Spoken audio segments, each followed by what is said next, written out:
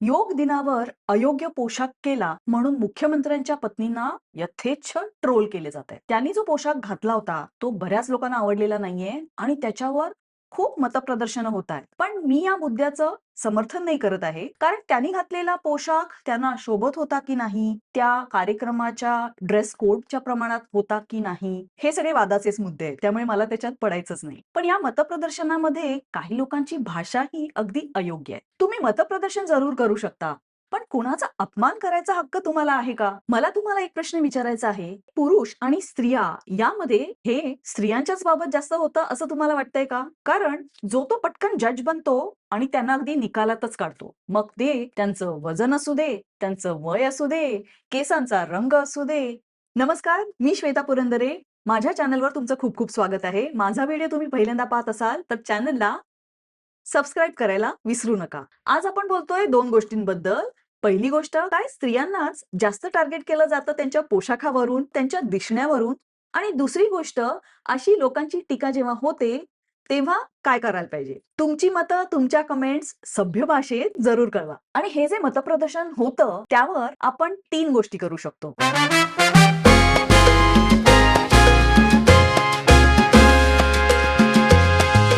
योग दिनावर अयोग्य पोशाख केल्यामुळे सध्या अडचणीत आलेल्या मिसेस मुख्यमंत्री काय करतील असं तुम्हाला वाटतं? पण यावरून मला राजाच्या पोशाखाच्या गोष्टीची आठवण झाली. एकदा राजाला एका विणकऱ्यांनी अतिशय महागातला असा पोशाख शिवला होता आणि तो खरं पोशाख नव्हताच. पण विणकऱ्यांनी पोशाख शिवण्याचं नाटक केलं. राजाला तो पोशाख भेट म्हणून गिफ्ट केला. राजांनी सुद्धा तो पोशाख परिधान केला आणि महाराज बिनधास्तपणे दरबारात आले. सगळ्या दरबाऱ्यांनी त्यांच्या या पोशाखाची अगदी प्रशंसाच केली आणि एक कुठला तरी पिटुकला मुलगा येऊन म्हणाला, अरे, राजांनी तर पोशाखच घातलेला नाहीये. कसं कायचं झालं आहे या सोशल मीडिया माध्यमामुळे, कारण स्वतःचं नाव प्रगट न करता जर मतप्रदर्शन करता आलं तर लोक बिनधास्तपणे बोलत आहेत, अजिबात घाबरत नाहीयेत. तेव्हा तो राजा असू दे, राणी असू दे किंवा मुख्यमंत्र्याची पत्नी असू दे. स्त्रियांच्या पोशाखावर इतकं बारीक लक्ष ठेवून असलेली ही मंडळी जेव्हा कोणी अगदी लंगोट सदृश्य कापड घालून केसाळ उघड्या हातापायांनी योग करत असतं, तेव्हा त्याबद्दल कोणी काही बोलत नाही. तेव्हा हे स्त्रियांच्या बाबत जरा जास्त होतं असं तुम्हाला वाटतंय का? मग ते त्यांचं वय असू दे किंवा वजन असू दे. अगदी विश्वसुंदरी ऐश्वर्या रायला सुद्धा हे टाळता येत नाहीये. ती कानला अजून का गेली नाही आणि ती कानला गेल्यावर सुद्धा तिने हा पोशाख का घातला आणि हल्ली ती अशी का दिसते, याच्यावर झाल्या खूप चर्चा. अगदी यथेच्छ ट्रोलिंगही झालं. माझं काय म्हणणं आहे, तुम्ही तुमचं मत जरूर प्रदर्शित करा की मला नाही बाबा आवडलं ऐश्वर्या रायनी घातलेले हे कपडे, पण तुम्हाला अपमान करायचा हक्क नाहीये. तेव्हा एखादी स्त्री कुठला पेहराव घालते त्याबद्दल तिचं तिचं मत आहे. ती स्वतःला आरशात बघत असेलच, हो की नाही? आणि तिला उपदेश करायचा पहिला हक्क आहे तिच्या कुटुंबियांचा. त्यामुळे कुटुंबियांचं मत सगळ्यात महत्वाचं. तुम्ही आणि मी सोशल मीडियावर खुर्चीवर बसून जजची कामगिरी करणं कितपत योग्य आहे? एक उच्च शिक्षित ऍडल्ट महिला आहे, तिने काय ड्रेस घालायचा नाही घालायचा हा तिचा तिचा प्रश्न आहे. बरं, या फंक्शनला काही ड्रेस कोड होता का आणि आयोजकांनी तो कळवला होता की नाही? कारण बऱ्याचशा ठिकाणी हा एक ड्रेस कोड असतो. मंदिरात जायचं असेल तर काही योग्य अयोग्य पोशाख असतात. तुम्ही कुठल्या क्लबमध्ये जाता तिथे पुरुषांना शॉर्ट्स घालून यायला मनाई असते. अगदी शाळा कॉलेजमध्ये सुद्धा आपल्याला असतो एक युनिफॉर्म. मला आठवतंय जेव्हा मी नवीन नवीन नोकरी करायला लागले होते आणि मला माझ्या कंपनीच्या फॅक्टरी मधल्या ऑफिसमध्ये जायला लागायचं, तेव्हा मी जाणीवपूर्वक काय पोशाख करायचा हे ठरवायचे. पुढे मल्टीनॅशनल कंपनीत जॉब करायला लागल्यावर मला परदेशी जायला लागायचं आणि तिथल्या कंपनीच्या ड्रेस कोड्सच्या अनुसार मी फॉर्मल कपडे घालायला लागले. शेजाऱ्या पाजाऱ्यांनी भुवया उंच केल्या असतीलच की ही भारतीय पोशाख घालणारी मुलगी आता ट्राउझर्स, ब्लेझर्स आणि कधी कधी स्कर्ट्सही घालायला लागली. म्हणून शाळेतल्या शिक्षिका असू देत, कॉलेजमधल्या प्रोफेसर असू देत, बँकेत काम करणाऱ्या महिला असू देत किंवा डॉक्टर्स असू देत, म्हणण्याचा मुद्दा काय, आपापल्या प्रोफेशन नुसार महिला पोशाख परिधान करतात. तुम्ही बघितलंच असेल, राजकारणी स्त्रियांचा पण एक ठराविक ड्रेस कोड असतो, नाही का? त्याचप्रमाणे सेलिब्रिटी असलेल्या किंवा सेलिब्रिटी होऊ इच्छित असलेल्या महिलांचा पोशाखही जरा वेगळाच असतो. आणि सेलिब्रिटीजना तर खूपच ट्रोल केलं जातं. त्यांनी कुठला ड्रेस घातला आहे, मग तो ड्रेस रिपीटच केलेला आहे की काय, त्या ड्रेसमध्ये त्या किती जाड दिसत आहेत किंवा तो ड्रेस कसा त्यांना शोभतच नाही, वगैरे वगैरे वगैरे.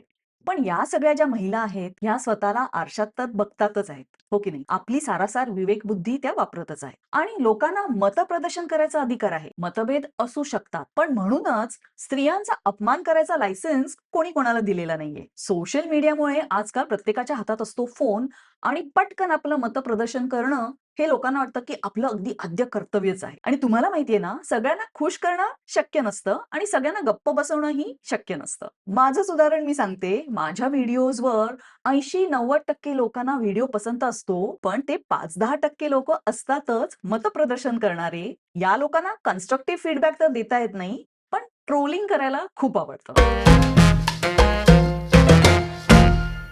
लहानपणी वाचलेली ती गोष्ट तुम्हाला आठवते का? एक माणूस असतो, तो त्याच्या लहान मुलाला घेऊन आणि गाढवाला घेऊन बाजारात निघालेला असतो. चालता चालता वाटेत त्यांना कोणीतरी भेटतं आणि ते म्हणतात, "हे काय?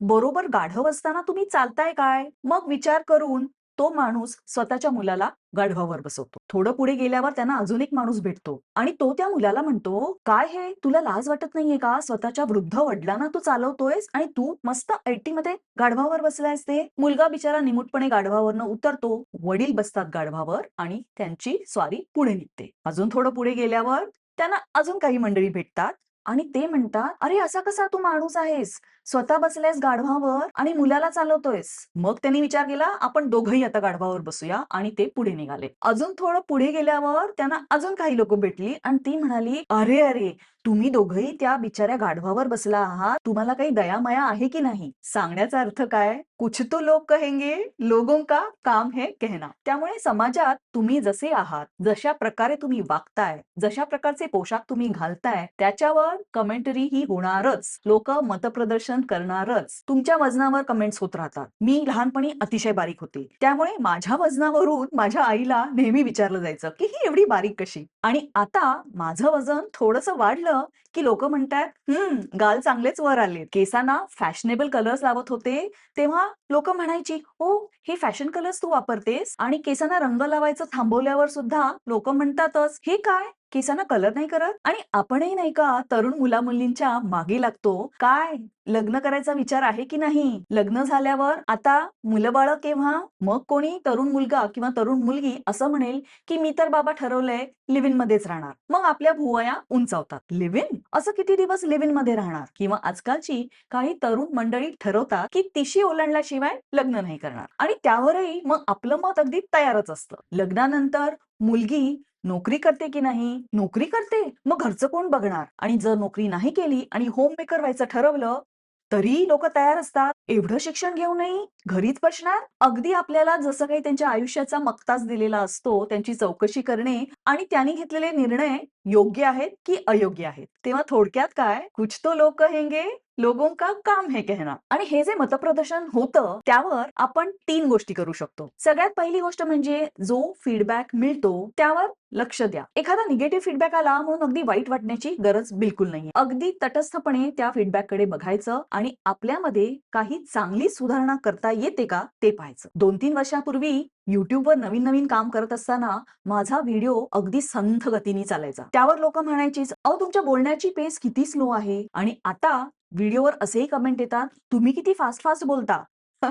त्यामुळे मला माझ्या व्हिडिओवर या कमेंट्स येतात त्याची सवय आहे. त्यातल्या कुठल्या कमेंट्स सिरियसली घ्यायच्या, कुठल्यांना दुर्लक्ष करायचं आणि ट्रोलना गप्प कसं करायचं हे मला माहितीये. तेव्हा तुम्हाला मिळणारा फीडबॅक जर चांगला असेल, कन्स्ट्रक्टिव्ह असेल, तर त्यावर जरूर विचार करा. आणि दुसरं म्हणजे व्यक्ती तितक्या प्रकृती. आणि काही निर्णय ते तुमचे स्वतःचे निर्णय असतात आणि ते तुमच्या दृष्टीने अगदी योग्य असतात. दुसऱ्याचं मत वेगळं असू शकतं, त्यामुळे तुम्हाला तुमचा निर्णय बदलायची काही गरज नसते. त्यामुळे जर तुम्हाला कन्व्हिक्शन असेल, तुम्हाला मनातल्या मनात अगदी ठामपणे वाटत असेल, की तुमचा निर्णयच बरोबर आहे, त्यामुळे अशा प्रकारच्या मतांना या कानाने ऐका आणि या कानाने सोडून द्या. आणि तिसरं म्हणजे ट्रोल. तर हे ट्रोलिंग जे असतं, ह्या लोकांना गदारोळच माजवायचा असतो, निगेटिव्हिटी वाढवायची असते. सोशल मीडियावर हल्ली रेज बेटिंगचा प्रकार चाललाय. म्हणजे काय, अगदी कॉन्ट्रोव्हर्शियल काहीतरी मत द्यायचं, मग त्यावर लोकांना खवळून उठवायचं आणि त्यामध्ये त्यांचे सोशल मीडिया अकाउंट्स जास्तीत जास्त पॉप्युलर होत जातात. त्यात त्यांचा स्वार्थ असतो. अशा लोकांना तुमच्याशी काही घेणं देणं नसतं. त्यामुळे अशा ट्रोलना,